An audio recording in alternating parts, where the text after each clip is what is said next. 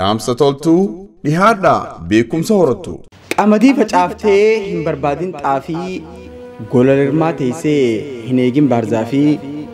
lafa sii ta'uun koo sittiin tahin gaafii jibbaaf bakkan qabu garaan xiyyasaa fi fira xiyyataateef qofa sin dhiheessu amba fagoos taateef muree sin fageessu waan dhiiga hoon taaneef anfilee sin qoodu ilaalchaan wal dhabnus jibbee sin hin oodu ilma namaa taatee uumamuun kee qofti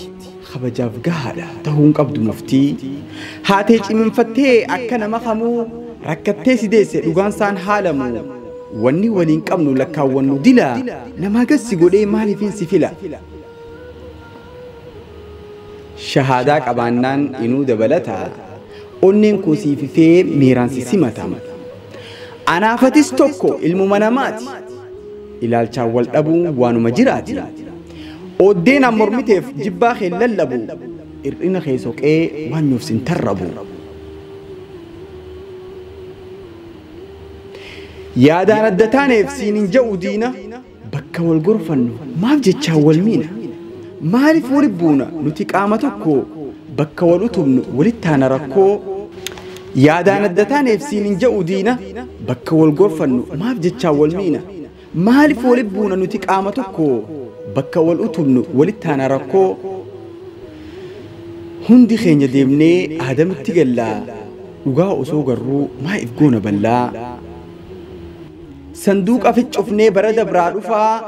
haada waliif foonuun sakaalamnee kufaa jibbaa garabbaannee eessa gahuuf yaanna dhalootaaf seenaa maal dabarsinee laanna wal jibbaaf arrabni dhiisaa gadaantummaa hujii sheexaanaati dhuka wallaalummaa baraa gadaa namuma qoqqooddee tuffatu sumallee dabbaree dadhabdeen nuffitu dhiisii habbuleessa hoottu karaa haqaa namarra qaceelee jannatallee dhaqaa haalaa fi amalaan sirraawii qaceelii jibbaaf bakkan kan jaalalaan haleele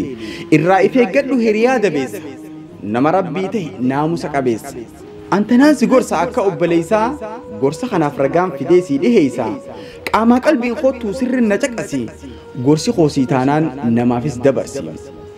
suuratu ruumitti waan je'eenuuf hime dagannee butamnaan rakkoon kun nuccime al tokko deebi'aa bakka san dubbisaa gallaalaa xiinxalaa afaaniin callisaa ومن آياته خلق السماوات والأرض واختلاف ألسنتكم وألوانكم إن في ذلك لآيات للعالمين بفا في أفان نتأدتهن دلقا ربي تئيسنون انقهو هجير ربي هندي دنديتي سائفسا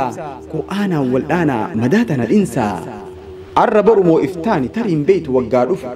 gaafni yeroon ta'e dhumtee namni waa'ee kee cufu tarii torbaan tokkoof yookiin ji'a gaddi kee haasawama waan hojjettee yeroo xiqqoof maqaan keetuu dhawama bara baruu san gaarii nama akkanaa turee gaaf tokkoon rakkadhee dirmatee na fure yookiin dhiisinurraa silaanii nuu kutee du'a isaatiin namuu hararraa fudhatee jechuu yookaan faaruun namni si dubbata yookiin hamtuuteetiin firruun afaan qabata waanumaan ganatti addaan deemnuuf jennee mee maaliif wal nyaanna walitti hammaannee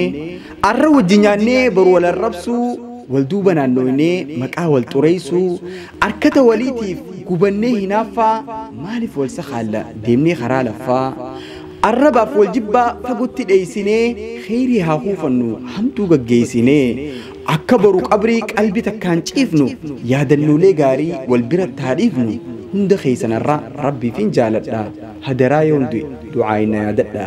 hadaraa yoondu du'aayina yaadadha السلام عليكم ورحمة الله تعالى وبركاته ولونا الرافق بي فردي ديادتنا فكاتي لايك شير سبسكرايب قولون دقاتنا ورين channel خيافة رياتاتن سبسكرايب قولا شير وليف قولا قلتو مع الفردا والسلام عليكم هنگا فيديو برات ولا قرو انتو رجائب توري أخلاقني إسلاما إحساتينو جلابة ديزة بنما كناف ولين ترو دهد بيوبلومان يا أخلاق غاري يا حال غارما